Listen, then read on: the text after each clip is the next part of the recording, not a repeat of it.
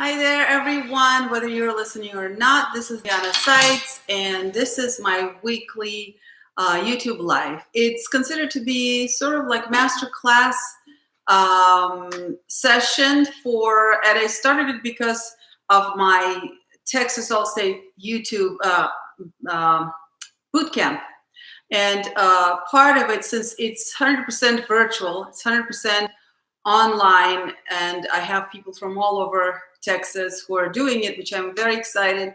We have up till now we had 40, and I think we're adding a few more. So these YouTube live series started as kind of like a masterclass series for my boot campers, but of course they're open to anyone since they're on YouTube, and they are. So I'm very happy to see you guys are joining me again. As usually, you can definitely post your questions anytime you would like. Until then, I'm just going to talk about today. I would like to address ornamentation issues in Fiorillo, and I'd like to make a disclaimer. If you listen to my video, first of all, I wasn't sure how strict the addition is going to be concerning the way the trills and the grace notes are performed in Fiorillo. Now, since I live in the Valley, Rio Grande Valley, and so I mostly deal with the students from regions 15 and 28, and those regions, they actually got the cuts that have very few trills in them. They don't have the beginning, and so they're after the repeat sign, and therefore there wasn't enough of the things for me to worry about. However, if you're preparing for All-State, you know that you have to know the etudes in their entirety. So technically, with Fiorillo, I took a little bit of a liberty. I didn't really strictly interpret the grace notes and the trills as they were interpreted in classical style. And I am not, again, looking at the repertoire that you guys are going to audition. If you audition for All-State, all the excerpts, we got 3 Russians and we got a contemporary piece. So I really, just as an instinct, I don't see that how interpreting the trills and the grace notes in the correct way would be relevant to the jury he's going to evaluate students according to whether they would be able to play that very romantic repertoire in the orchestra or not. But if you are looking for the right way to perform the traditional classical way to perform the trills and the ornamentations, well, number one, all the trills were performed from the top note. Again, my video that I posted was primarily to help you guys to hear the harmonic content. And because of that, I really wanted to start my trills. I wanted to emphasize the main note of the chord on the beat. And, the top note of the trill usually is not in the chord. So for that reason, I started my trills except for places where Fiorillo actually wrote in grace notes. I started them at the bottom, on the actually chord note. And with the appoggiaturas, most of them I try to make shorter and maybe before the beat, again, for the reason so that you guys can really, really hear and center your hearing in the harmonies and just kind of pay attention to that. So technically speaking, if you're looking for actual way of finding out how to play these trills correctly, play the trills from the top, and appoggiaturas, those little grace notes that are written, they should be on the beat, and they take the same value as they're written, right? One of the books that is phenomenal to help yourself, if you really would like to find maybe a book that would explain to you how in classical time they interpreted the trills and the grace notes, it is written actually by Leopold Mozart. It's his treatise on violin playing, and he was the dad of Mozart, of Wolfgang Amadeus Mozart. And the interesting thing is that his father, Leopold, he was a very, very well-known, very esteemed musician and composer. He played keyboard, he played violin, of course, and he composed a lot of music. And in the classical era, in Baroque and classical era, if you recall, actually musicians were pretty much improvising. It was a part of the job of a musician, is to be able to improvise, to be able to compose things. So Leopold Mozart, when he wrote his treatise on violin playing, he addressed so many different issues. And there is a special chapter on ornamentation, on trills, appoggiaturas, and he actually spells it out, how to perform the trills, how to perform appoggiaturas. Now, appoggiaturas are those little grace notes that the whole point is that those notes are not a part of the chord. So according to the theoretical teachings, they weren't supposed to write them right on top of the chord because it would make too much of a dissonance. So what they did, they actually, I think, that's what I think. So they invented this way of writing them as grace notes, kind of like the way of getting away from not being, of writing a note that's not really a part of the chord. But also it's letting the performer know the harmonic content, that they won't get confused, right? So there were many reasons, but it's a really fascinating read. Leopold Mozart's treatise on violin playing, I think, a violin performance. If you look it up, he only wrote that one book that we still have. It's phenomenal. And I actually found a PDF of it online. It was not very expensive at all. So I got it and I downloaded it and I have it. I used it many times. So now I would like to address, I had questions about Allstate excerpts. And I was really excited to see that they are really some of my favorite pieces to perform. And I wanted to share you my kind of secret practice. Well, it's not secret, but it's kind of my secret weapon when it comes to intonation practice. Because if you look at the Romeo and Juliet fantasy, you know, excerpt number 1 that you get Allstate, it has these couple of things, the measures 449 through 452, then from 453 to 457, 58, and so forth. So there are the little scales. So what I suggest, I think if you're going, of course, we don't know if you're going to play the whole excerpt at Allstate auditions or only a part of it. But what you need to know is that you need to prepare the whole excerpt. And I think a lot will ride on, the decision will ride on how well you perform these passages.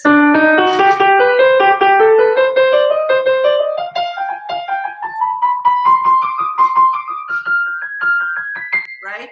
And so what are the ways that you want to practice? Well, number 1, of course, you want to leave out all the slurs at first and just practice slowly, pretend it's an etude. And really, number 1, make sure that you're playing the correct accidentals. There are a lot of accidentals here, a lot of flats, yet you are still, the key signature is still D major or B minor, so only 2 sharps. So it's really hard because you look at this part and it looks so hairy, right? There are flats, there are naturals, and it makes you feel almost like all of a sudden you hear a G minor actually there. So it's very easy to all of a sudden start playing B flats. So make sure if you are playing, excuse me just a second. Daniel?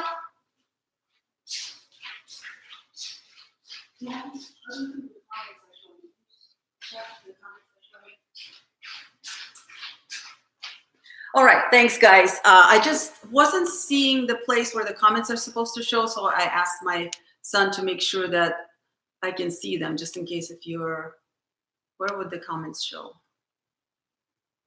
Because usually there is a, yes, so what I was saying is that number 1, you want to make sure play the correct accidents. Oh, thank you. Yeah, great. So I can see the comments now. Great. Whew. Thank you, Daniel. Yeah. My wonderful Daniel. He's so helpful always. So going back, so number 1, I would just pretend that measure 449, 450, 451, 452, and 453. So I would isolate that particular passage and just pretend it's a kreutzer etude and really maybe kind of go super slowly.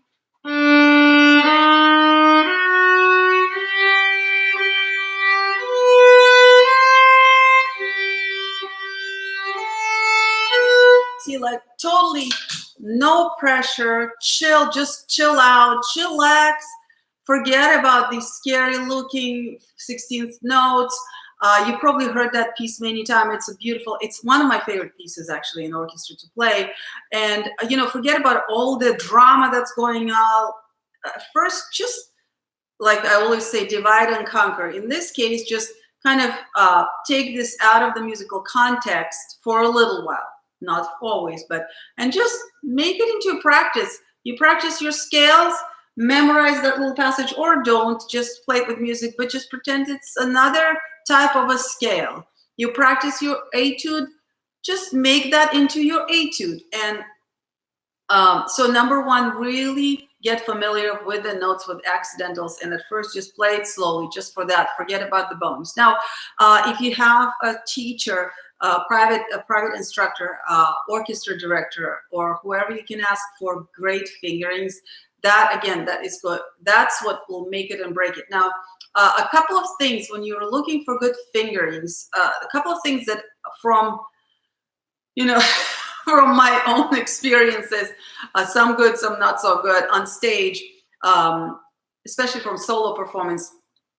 What I've noticed that sometimes when you practice, a fingering might seem logical, it might seem make sense, but then you get on stage and you mess up because you were never sure that you were going to nail that fingering perfectly in tune. So sometimes you have to play around with fingerings, and I like to try to avoid big shifts at all costs if I can. So anytime, if I have an opportunity to shift half a step with the same finger a couple of times, not in a row, but at different spots, rather than stay in the same position and all of a sudden jump into another one, I always try to kind of see those. I try to substitute large shifts with maybe a couple more, but very small ones, because I personally know that I feel more comfortable shifting maybe to a half step or to a step with the same finger rather than jumping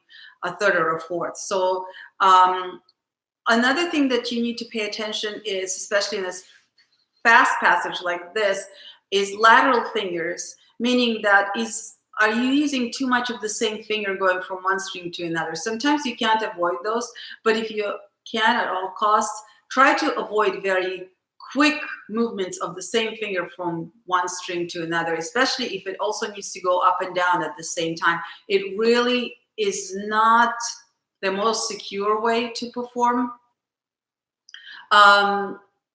In this particular place also, when wherever you shift, wherever you're going to put your shifts, try to make them as unnoticeable as possible, because this is supposed to sound very crisp, very clean. Even though it's forte, it has to be very precise. So you have to kind of imitate piano. So you have to pretend, what would it sound like if the piano played that passage or played on the piano, and then imitate. So those are the things as far as the left hand is concerned. And of course, in this particular passage, that is going to be your main thing, is to nail all the notes in tune.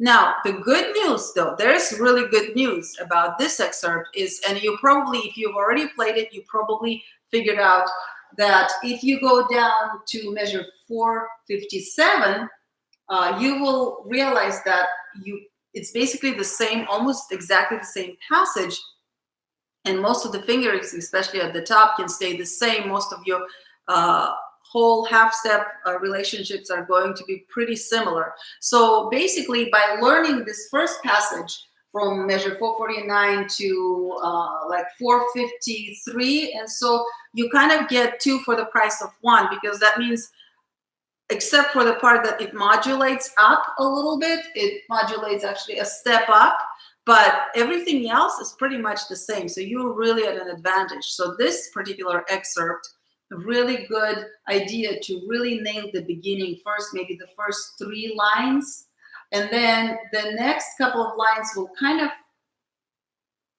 help it'll help you to also kind of make sense out of the following lines. And of course, always talk to your teacher. If another thing that is very important, if you maybe have the fingerings that someone gave you, maybe your teacher, but you feel that maybe there are some shifts that you just know you're not going to nail it. It's just very hard. It's worth it to talk to your teacher or to someone and just ask if there's any other way, maybe to look at some other possibilities with fingerings. Sometimes there's no other way and you just have to bite the bullet and practice. But very often you can look at several things, at several ways, and pick and figure out according to your hand and just your technique level what might work for you. So just make sure, ask questions. It's still, you still have enough time. Now, I would say, once you pick the fingering, though, stick to it and don't change it back and forth, because that could be the worst thing at the audition. If your mind is not set on a particular fingering, you will hesitate and it will be very noticeable. And then that can just kick you out of whack. The whole audition can become a mess and a nightmare. Now, character-wise, and that's my most favorite. So it's a Romeo and Juliet fantasy overture, and yes, it is about that whole story. So you understand, there's a lot of passion, and this particular part it's the war. It's the animosity of the Montagues and Capulets. So definitely, you want to show off that you have a nice big sound, the range of sound. As far as dynamics are concerned, actually, there's not much. It's just double F everywhere. So you want to make sure that you can show off. If you have a nice big sound, this is your time to show it off. However, it's very important to do that, to practice that in. What I mean is, very often I see the students who practice the technique. They practice the right notes, kind of like what I told you at the beginning. You can extrapolate this very difficult passage and make it into an etude first and just kind of practice it to make sure you get your notes right. However, if that's the only thing you do, don't expect to, at the audition, automatically play it musically. It's not going to happen because your brain will default to whatever you were doing most of the time. So the second thing, once you extrapolated all those difficult things in the left, bow arm, whatever, and you kind of made technical studies out of them, I recommend actually, anytime I prepare for a concert or audition, even the things that I play with music, like chamber music, for example, or orchestral excerpts, I don't consider myself ready unless I can play most of it by heart. Especially fast things like this, if you can't, just try it. If you can play most of it by heart, that means you know it pretty well. If you can't play even 2 or 3 measures by heart, you're not quite ready, because you really don't want to get at the audition and be looking for notes. The notes are there. Thankfully, the music is there for your reference, but not to be looking, proactively, because your brain obviously has so many things. Now, the good news about having your music in front of you is that you can make notes and you can put things in your music that might alert you to avoid some mistakes that you usually do. So that's great. Now, speaking of the character, again, it's all about your bow use. So when you practice, once you can play through the excerpt with the metronome at a steady tempo, whichever tempo it is at first comfortable, I would say then that's the time when you start adding the dynamics, the character in, and you literally have to practice your articulations and your dynamics, the passionate sound, whatever you're trying to convey musically in that piece, you have to practice that in. Think of actors. Actors, when they rehearse their lines, of course, their first task obviously is to memorize the lines, but they also rehearse how the voice inflections and their gestures to breathe life into those lines and make sure that they are actually conveying something to the audience. We'll know that the actors, they spend a lot of time, more time probably, figuring out how to say the lines correctly so it communicates a certain emotion to the audience and so forth.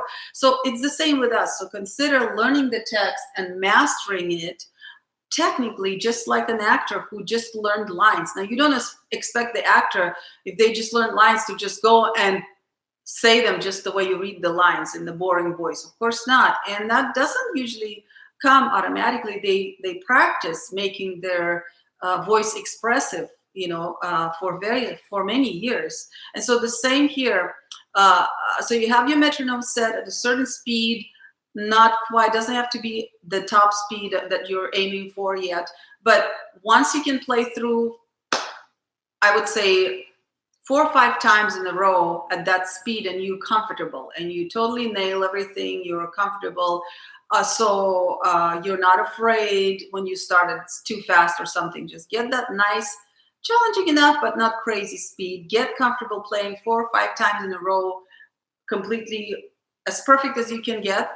Then it's time for you to put some inflection in it, and you will be amazed at how hard it's going to get. So if you once you start paying attention to your articulations, to where you want to maybe how you want to phrase the certain passages, the weird thing happens, you start making mistakes actually, because it is extra work added to your brain, and it also is extra technique for your bow, because whatever inflections you're going to make, you're making them instinctively with the bow. That means you're instinctively decreasing or increasing bow speed. You might be you might end up in a different part of the bow yet that you practiced before, because you want a different type of stroke, different type of articulation or character. You might end up with actually messing up bowings. That happens a lot when you're trying to get a really good sound, because your bow speed changes completely. So make sure and practice in your inflections, all your musical intentions with the metronome. And once you can do it consciously, then you probably don't have to watch it quite as much, because probably you'll start kind of putting it on autopilot, just like you put your intonation to some point or your bowing at some point, right? So that's very important. Now, how do I make sure, how would I practice a passage that I mentioned in Romeo and Juliet? So it's very simple. What I do actually, I have this wonderful, my iPad, I use it a lot, and I do have a 4Score app, and it actually records. So what I do, I would play very slowly.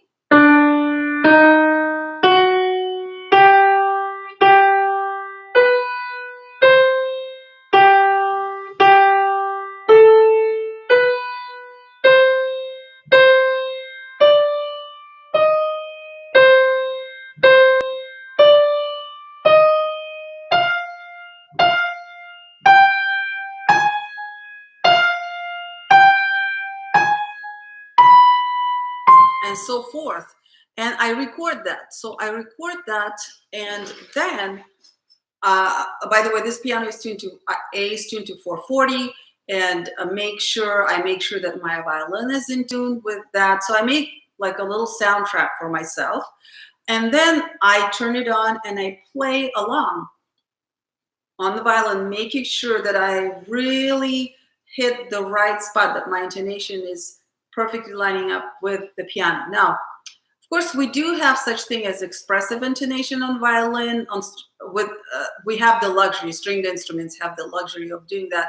But when it comes to the orchestra music, you really don't want to do that, because you want to be as centered as possible. And so I usually tune my piano regularly and make sure that I have a very good, really good technician who does it for me.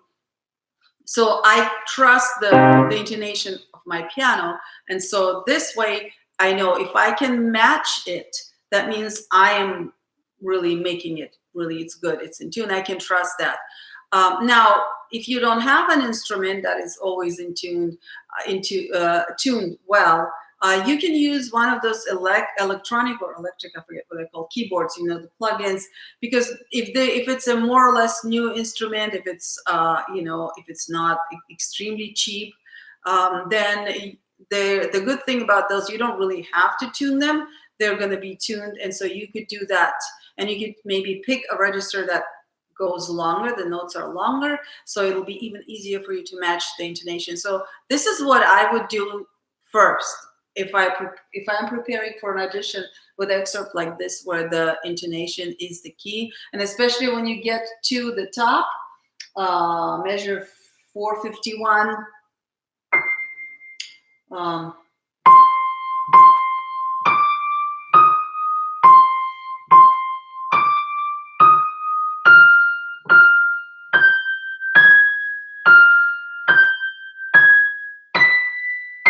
Yeah, that A flat to B natural is an augmented second. It is a very tricky interval to nail because you want to be far enough, but not too far. And then, usually we tend to be a little sharp in the very high octaves and the very high register. Has something to do with, I don't know, the physics of the fact that it's so close, and I don't know. So you really have to have some kind of like they call plumb line, something to compare your intonation with. And to be honest with you, very often I feel paranoid and I stop trusting my own ears. So this is wonderful for me. I really highly recommend. If you can nail that, each little passage by itself, and you play over and over, first of all, you'll remember now, you'll start hearing it without even that little soundtrack that you made for yourself. And second, your fingers will start remembering. So it's a wonderful way to practice. But remember, if you practice slowly, you don't need to use the bowings at first. Okay, we got the first question. Emily Smith. Hi, Emily. Switching from pits to bow and bow to pits and excerpt to Mussorgsky is something I'm having trouble with. Nice question. Yes, I know, right? It's weird. Well, first of all, make sure that you don't use your arm on the pits.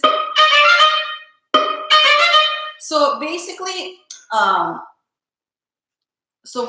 playing 1 before 66. You want to pretend it's a dance, okay? So you want to first play the arco. And find the place that is, you can even grab your bow if you have it now and just try it. So for example, if I started here, it's a wrong place for spiccato, or that's a wrong place. So number one, go work backwards. First, you figure out what is the best place for me to play this. Yeah, so you see, naturally, if you play without the pits, you will land in a place where you naturally want to play it and naturally play it really well, right? Then what you have to do, you have to put your eyes on your ball and see where is it that you want to land. And when you play the pits, basically just watch the ball.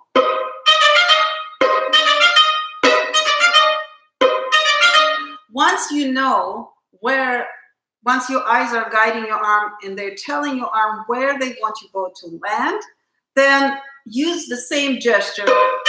So don't try to retake, right? Because that's too fast. You're not going to make it. So use this one gesture, you see? More of a slur. Rather than thinking pluck, retake, think if you're doing on the same bow. So don't do this kind of pluck and retake. But instead, imagine if you just continue with this at the same spot. So I think that if you're having trouble, I would assume that's probably why you're landing in the wrong place, or you're working too hard. You're trying to make it into two gestures, the pluck and the same. I mean, I don't know, of course, but that's what I'm thinking. Those are the kind of trouble that might you get into. If you're thinking, okay, pluck, retake, play, then in this tempo, you will have a hard time making it right. But if you think pluck and play, drop wherever your pluck led you, and just right there, drop the bow down, that should land you more or less in the vicinity where you're not going to have so much trouble making good sound and good stroke. Number two, make sure that you play with flat bow when it comes to pit. So by flat hair, what I mean is if your stick is exactly on top of your hair, that's flat hair. Now, most of the time, I prefer tilting my bow a little bit. That's how I was taught. But, when it comes to jumpy strokes, I like to play. So when you're plucking, if you're really going down just like this, it will actually give you a really nice bounce without you trying too hard, and you won't be scratchy because you'll be far away from the frog, but not too far where you still be jumping. So I hope that helps. But that's great. Now, This actually, I'm glad you asked, Emily, about this excerpt, because I was gonna kind of switch gears. This is tricky excerpt for a couple of things.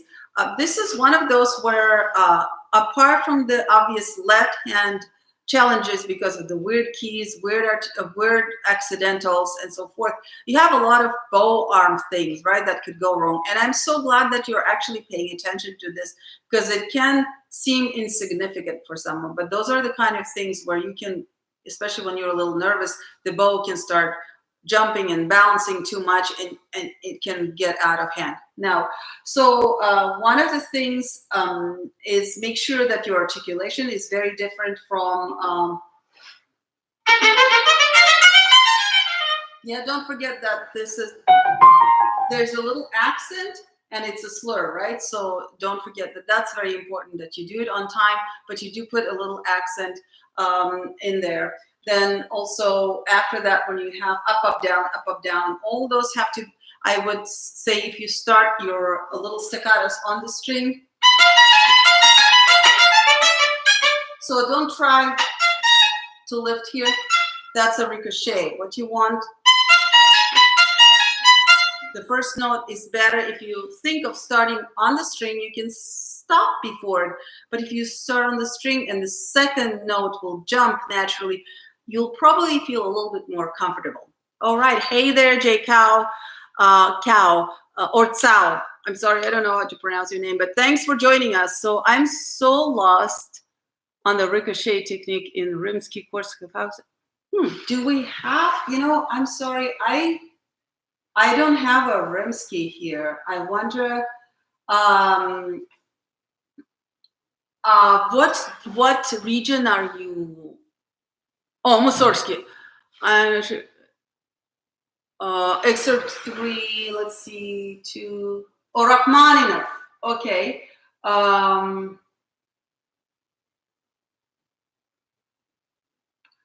Yes, we have excerpt 3 is from Symphonic Dances by Rachmaninoff. Right, that one? Yep. So I don't see a ricochet here, to be honest. Maybe I'm not sure. So maybe this one.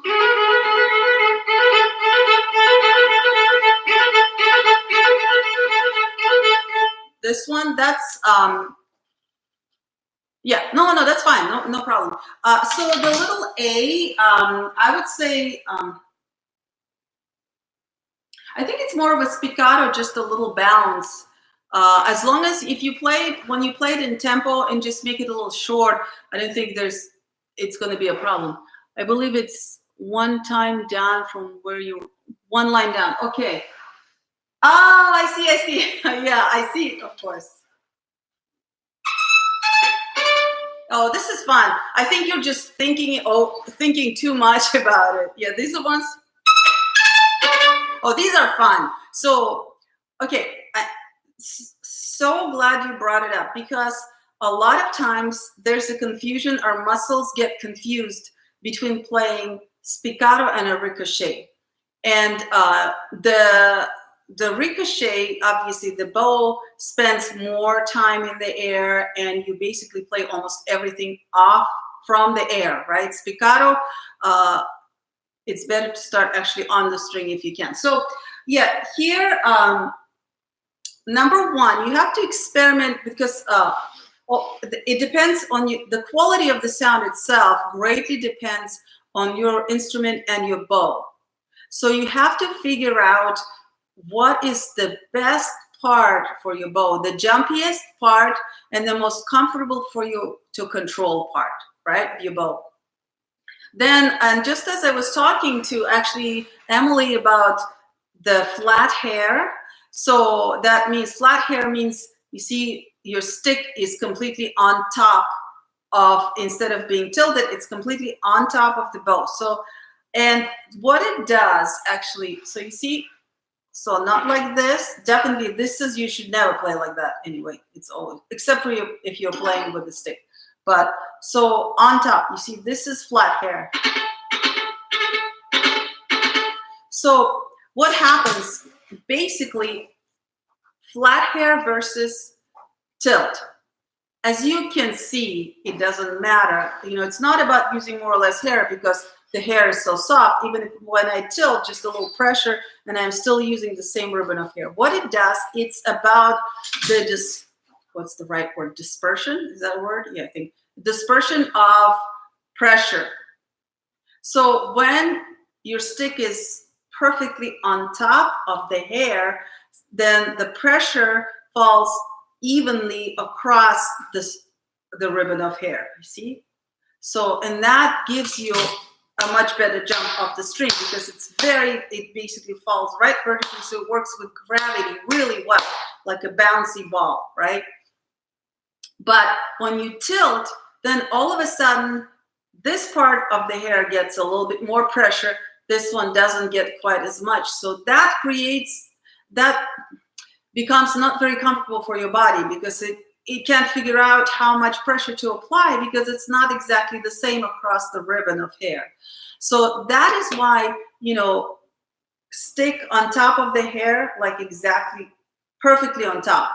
That gives you the best jump for your money, basically, for your effort. So the next, what I would do, just forget about first, don't even worry about the notes. Just think, okay, so that's, I don't have measure numbers, but you guys know what we're talking about. Right under rehearsal number 64. So the first little ricochet is on E string. The second one, depending on what you play, it could be on E string, and the last one is on A. Well, I would do,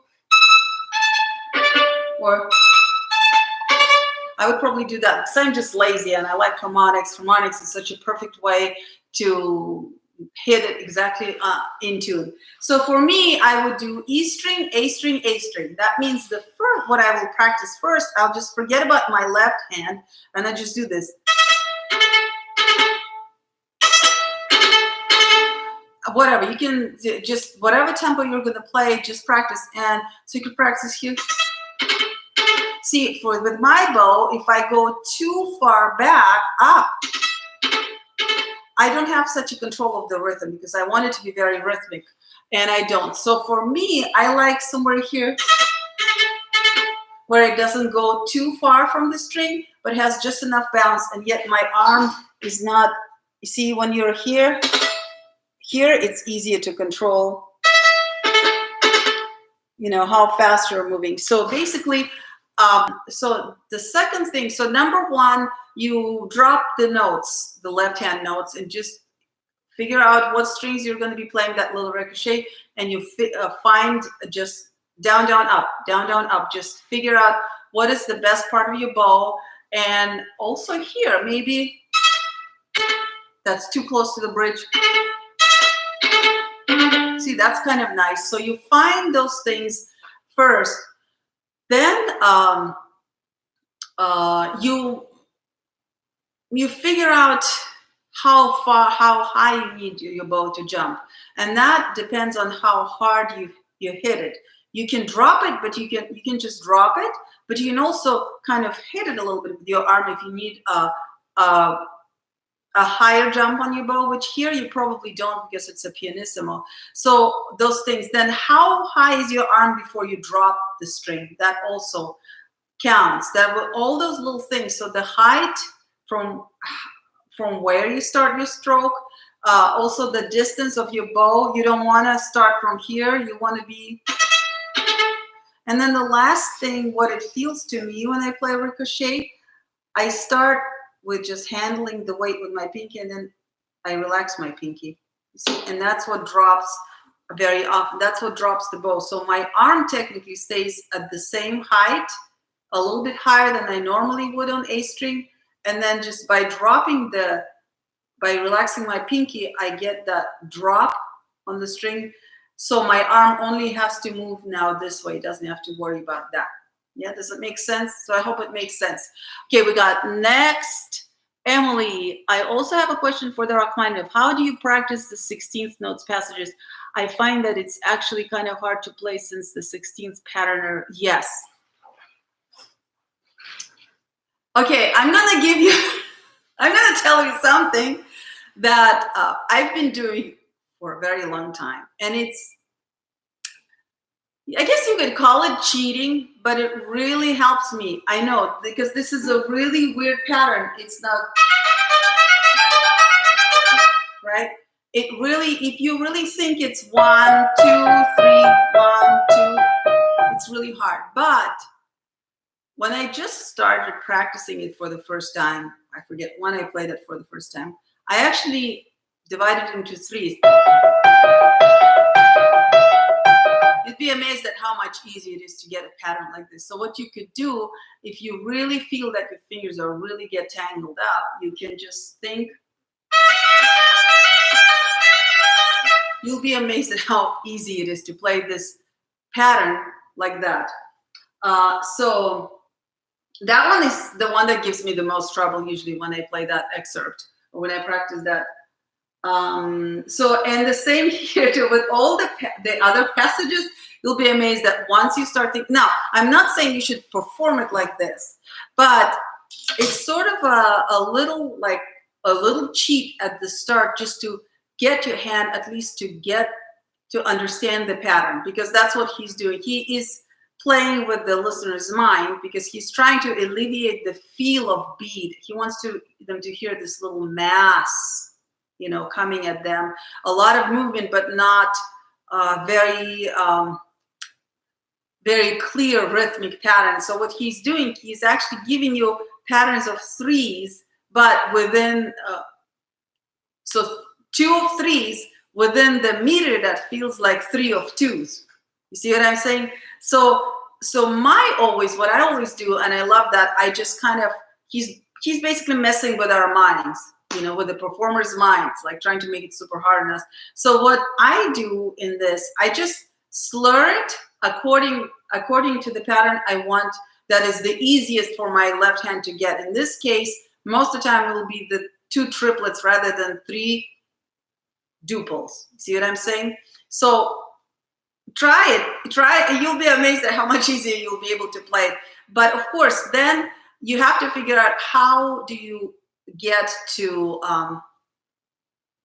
not to betray it. So you could still kind of teach your left hand to still think in threes, so it doesn't get all tied up, but you definitely don't want your listeners to hear. So you have to kind of teach yourself later.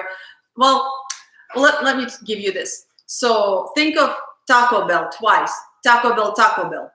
So you can say Taco Bell, Taco Bell, Taco Bell, Taco Bell, but you can say Taco Bell, Taco, Taco Bell, Taco Bell, Taco Bell, Taco Bell. You see, you can, instead of saying 1, 2, 3, 1, 2, 3, you can say 1, 2, 3, 2, 1, 2, 1, 2, 3, 1, 2, 3. You see, so you can divide 6 into 1, 2, 3, 1, 2, 3, or you can divide it into 1, 2, 3, 1, 2, 3. See, so I'm still saying 1, 2, 3, 1, 2, 3, but I am accenting different, you know, I'm accenting 1, 3, and 2 in the second pattern, because I'm actually making it into 3 patterns of 2. But I'm still, by thinking of them as 1, 2, 3, 1, 2, 3, I'm still maintaining that kind of mindset. You see, so, and that's the way you can basically conquer those kind of complicated patterns in your left hand. A lot of times I just teach my left hand think in this case, in the triples.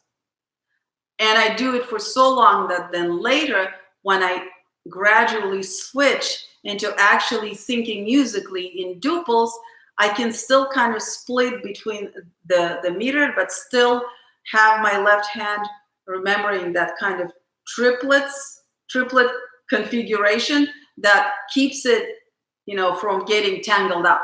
So I hope that, I know it's a little weird, but what I would say, just try it, just practically, just play it, slur 3 per bow in all those complicated places, and accent a little bit on every first of the triple, and you'll be amazed at how easy it'll be, much easier it'll be. But then once your left hand stops, you know, tripping over itself, then you can start figuring a way of how do you do that without your audiences realizing that you're actually thinking triples. And it's not that complicated, because you can take accents away, and then you can just kind of remain very neutral in your bow, because since it's a fast spiccato, still your down bows will be a little bit heavier than the up bows. So unless you're deliberately making super huge accents on every triple, no one will probably notice. But for you, it will be an amazing help. And that's the only way I know how to deal with those. But it works like a charm,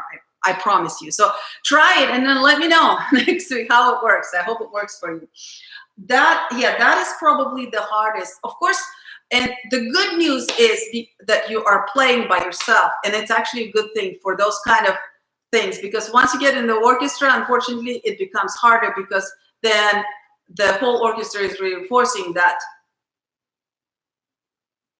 what is it, 2-3 times, because you have other things, other accents in the orchestra. But when you're playing by yourself, you don't have those distractions, so you can totally get away with it. But like I said, you make sure that you don't accent once, eventually you leave out any accents, so no one has any suspicion that you're actually thinking 2 or triplets instead of 3 duples in that place.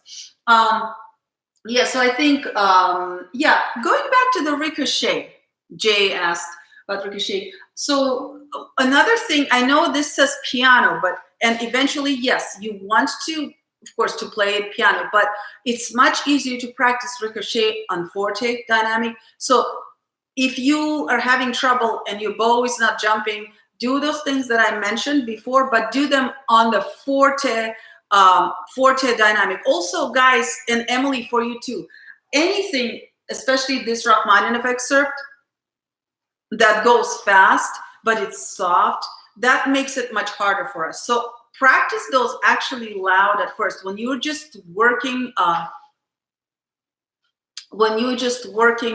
the just getting all the notes, I would say forget about piano and all those fast places, because it's actually harder to play than piano. So first, just practice on forte, so you get your right notes. Get it up to speed in like mezzo forte level, something that is very comfortable for you. And then once you really nail it and you figure out where in the bow, what is the bow distribution there, what is the best part of the bow to be in, and so forth. Then little by little, once you're very comfortable with all the notes and all the technical stuff, you can start figuring out what to do to decrease the volume. But do that first. Okay. Hi, Joshua Chen. How can I control the trills in Fiorillo 8? What do you mean by controlling? So let's see.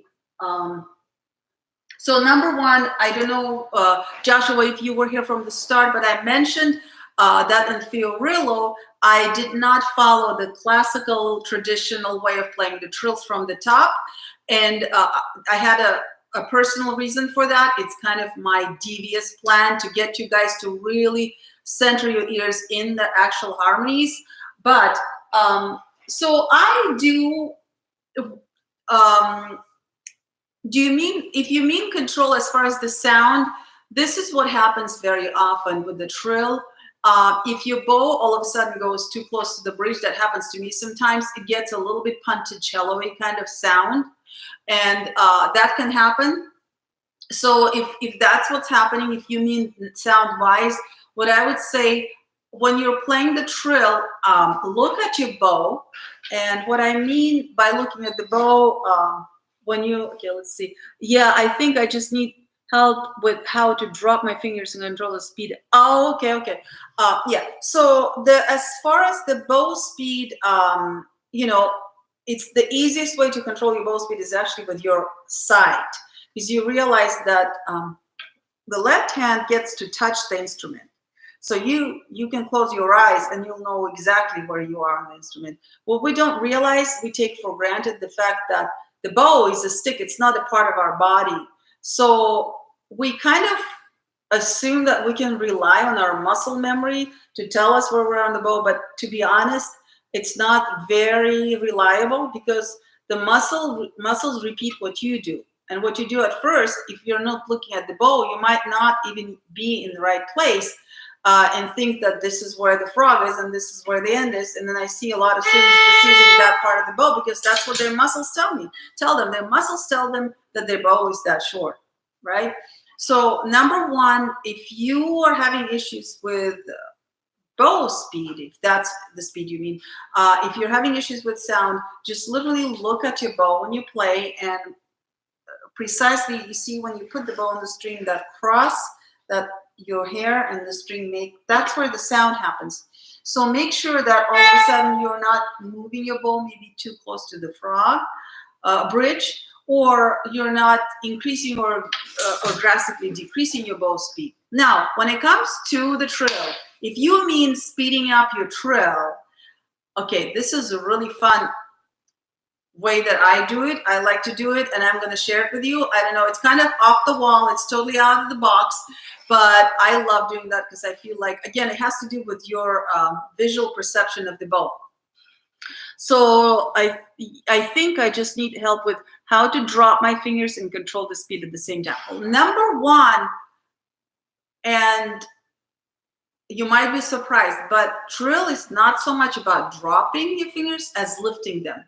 So that's number one, Joshua, what I want to recommend, if you feel that your fingers maybe are not as controlled as you would like, and maybe they're not as fast as you would like on the trill, number one, I want you to concentrate more on lifting your fingers rather than on dropping. Because in the trill, I found, that's what I find the hardest is to actually to lift the finger, not to drop. So that's number one. And the minute you start concentrating, so think of, so this, let me show you something. So suppose I'm playing the trill. So we are so conditioned to think that, you know, when we just start playing violin, we learn how to press the string down with our fingers, and that's how we change the pitch, right? We drop, right? So this is the very first thing that we think. Anytime, and just, if I'm not right, but just think about it. How do you play E in the third position?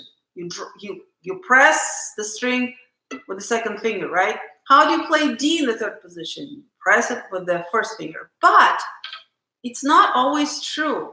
If we're going to look at the trill, okay, the first note, D, yes, you play by pressing the string down with the first finger. Then the next note, E, is played also by pressing the second finger down. But what about the note after that? Oh my goodness. Do you realize that when it comes to E's, yes, you're still playing them by dropping the second finger. But what happens with your D's? Your D's are played actually by lifting your second finger, right? Crazy, right? It just, those little tiny things that we're not always aware of, that's what is, it's a game changer. And once you start zooming into those things, you'll be amazed. So when it comes to the trill, I want you to be aware of the fact that even though you're using two fingers, technically only one finger is working, because it's actually playing, it's doing the job that needs to be done for both notes. It plays the top note by dropping itself, but it also helps you play the bottom note by lifting it. So that, and usually that is the part that is harder. So number one, concentrate on that. Number two, what I do, and you just asked how can a vibrato in fast pieces kind of, okay, and that's the same. It's funny because you're asking me about vibrato in faster pieces and the trills, and I mentioned before the visual way that I control the speed of my trill and speed of my vibrato. This is what I do. So it's very difficult to make your fingers go faster or slower, and especially on vibrato. But what I found works really well is actually visualizing. So for example, you have a note that you're trilling, right? And you're playing, like using that much bow. So here's the trill, and here's the vibrato. Now, if I want my trill or my vibrato to go faster, I'm not going to think of my left hand trying to work harder. No. I'm going to look at my bow and I'm going to visualize my trill or my vibrato as a graph. So right now, my vibrato and my trill were kind of like this. So what I'm going to do, I'm going to visually imagine that my trill and my vibrato are now like this.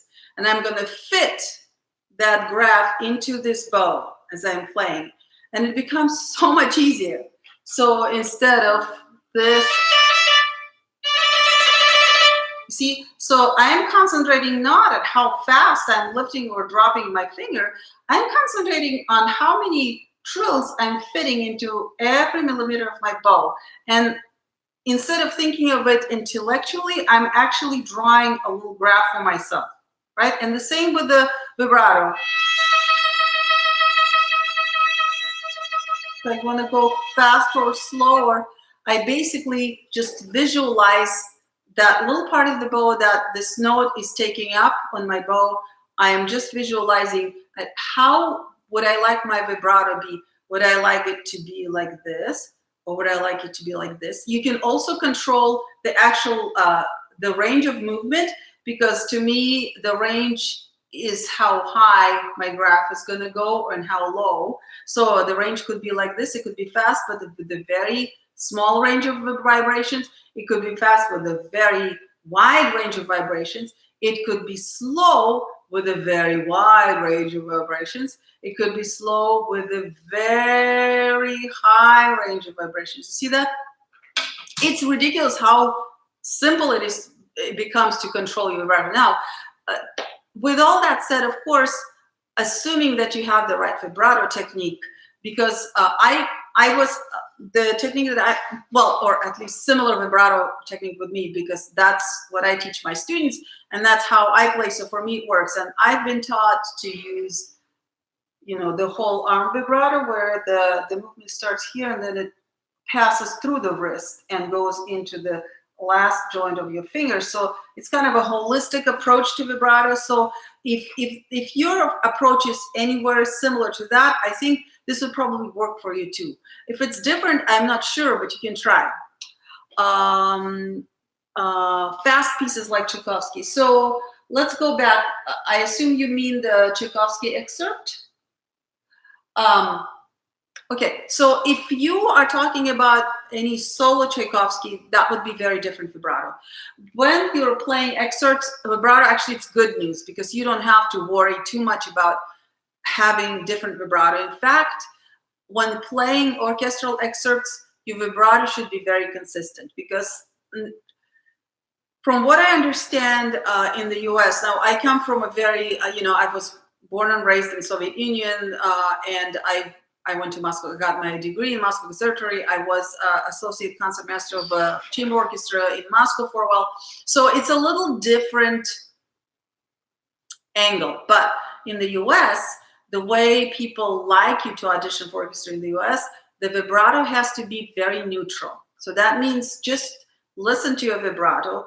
And so my biggest test is, if you record yourself, I would say first, make sure you record yourself and listen to your own recording so you can have a more objective ear. And then think, do you even notice vibrato? Because usually if you think of a singer, the only time you notice a singer's vibrato when something is wrong with it. If it's too fast and then it's like, sounds like a bad black sheep, or if it's like, that's no vibrato. When the singer has a natural perfect vibrato, you don't notice it. You just think of how beautiful the voice is. So that would be my test number one. If you are having doubts, Jay, about whether your vibrato is appropriate, thankfully this is orchestral repertoire. So what you really want your jury completely not even think of your vibrato. So it needs to be just right. Right? So if you're listening to yourself and you feel like you're a little bit more like baba black sheep, that means you need to slow it down a little bit. If you feel that it's just too dull sounding and you really feel like, where's the vibrato? That means you need to add. But for orchestra auditions, basically you want it to be just make a beautiful sound, but so that no one technically even notices your vibrato, right? It's kind of like having clear skin, no one notices it. They won't notice the face when everything is right with the skin, right? When people start noticing the skin, usually when there's problems with it, right? Most of the time. So yeah, so if you're talking about excerpts, there's nothing super, all of them, let me see. Yeah, and Rachmaninoff too, it's about the same idea of the sound. When you know it's, okay, yeah, I'll give you one tip though, not to make sure you don't over vibrate. So look at Romeo and Juliet. So let's see, we have 16, so the smallest values are 16th, right? More or less, right? Yeah, so definitely don't vibrate 16th first, like default, just don't vibrate 16th. So going up from 16th. So when you see, so what I would do, for example, go to the very beginning. So S, you have a quarter, 2/16, and an eighth. So I will definitely not vibrate 16th, but whatever is more than 16th, I will try. So definitely I'll vibrate the quarter, definitely. I will not vibrate the two first G's. The last G, you have to try, because it's an eighth note. You have to figure out yes or no, what sounds right. So what you want to make sure that your eighth doesn't spill into the next rest, but it also doesn't stop abruptly. So here you just have to record yourself and see what works well, but definitely vibrate the first note, no vibrato on the 16th. Now after that, we have a quarter note and the eighth. I will definitely vibrate both of those. Then you have the dotted chord, dotted eighth, yes. C sharp, the 16th note, no, I wouldn't vibrate 16th note, definitely. So yeah, so give yourself some break. If you don't want your vibrato sound unnaturally, you want to first figure out, okay, find the smallest values, and I usually kind of by default don't vibrate them. Then later on in this passage, here you can see if maybe for expressivity's sake, maybe when you get to the top C, maybe you want to vibrate just the first 16th, but it's going so fast, so I don't see that you need at all. Right? So this is your Tchaikovsky, so that's how I would approach my vibrato issues here. By default, I don't vibrate 16th. Anything above 16th, quarters, definitely. Every quarter, I'm going to vibrate.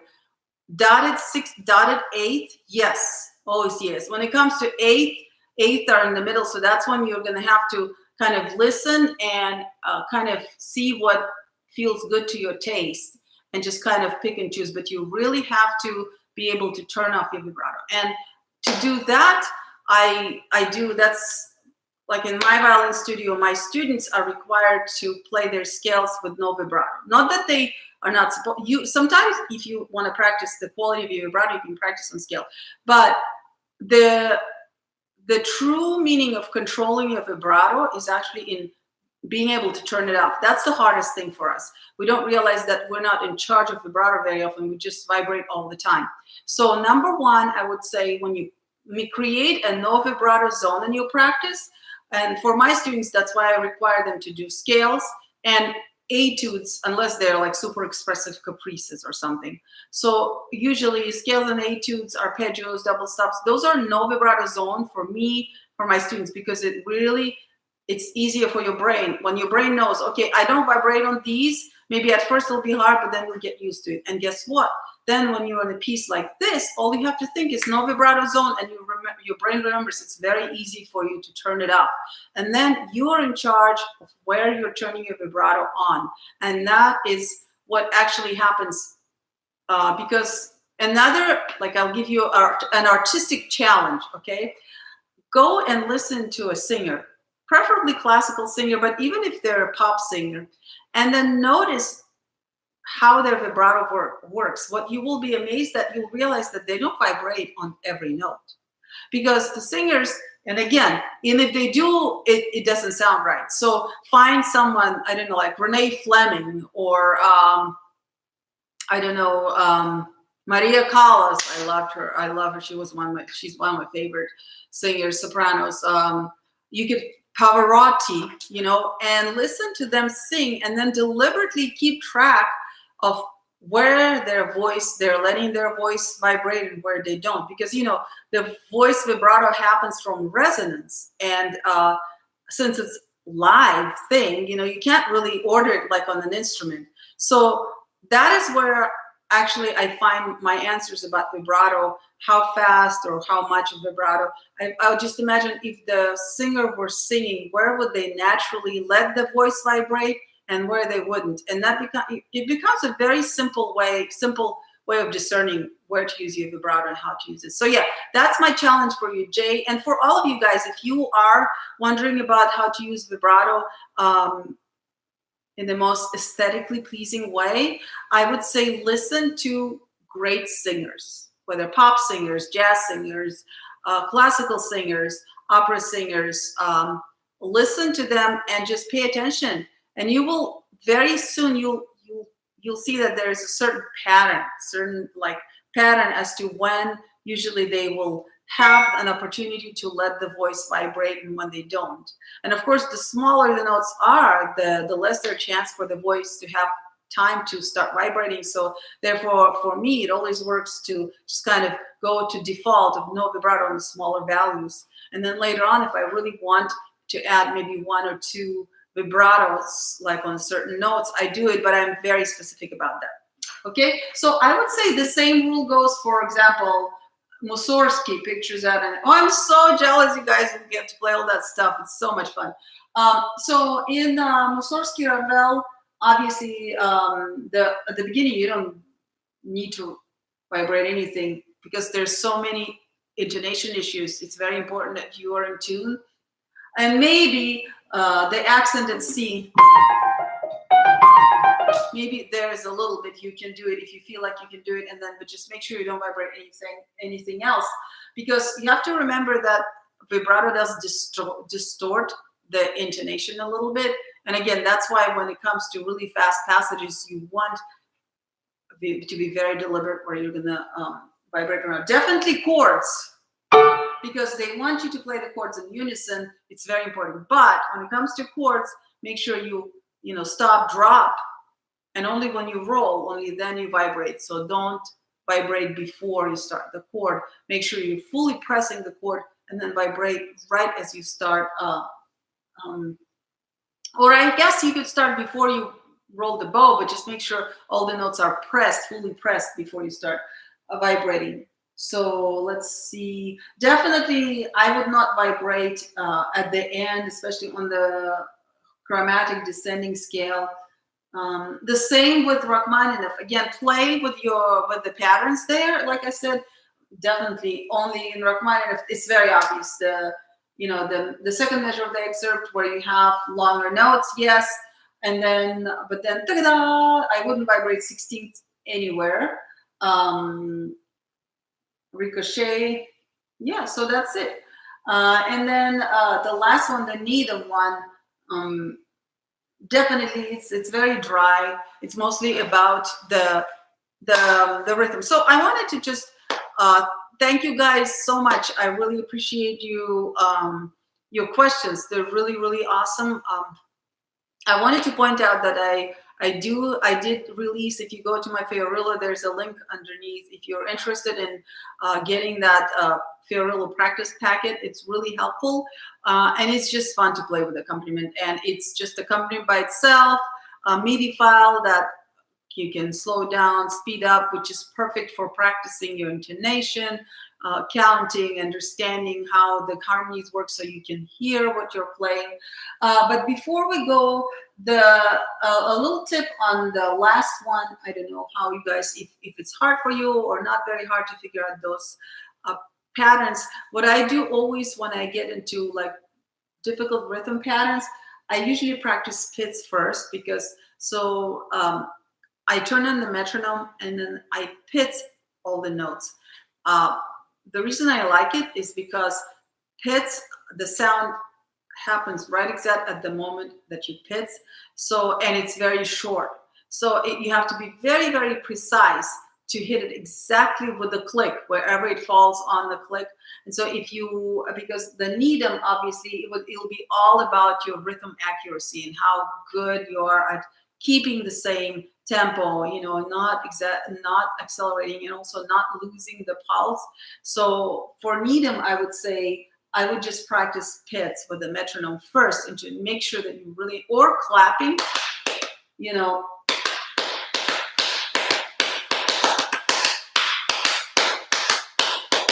and so forth. I don't know, I hope I did it right.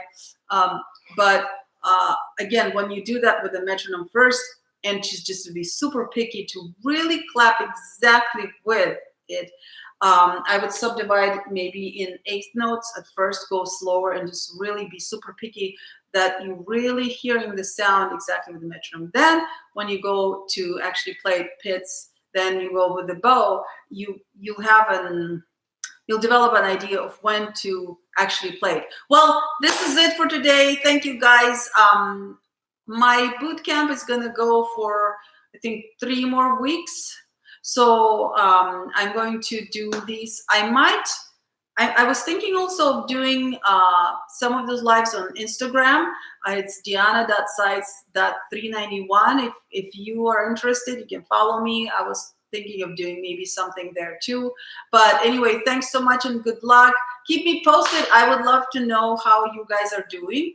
And let me know if you are doing, you know, comments, if you feel okay about it. I would love to know who is doing just the all region and who's doing all state. It's just, for me, it's just fun to know, you know, how many people are actually going for all state and how many people are only doing all region, which is fine either way. It's a really great experience. Just don't get too worked up about it. Okay, have fun and enjoy it. Bye.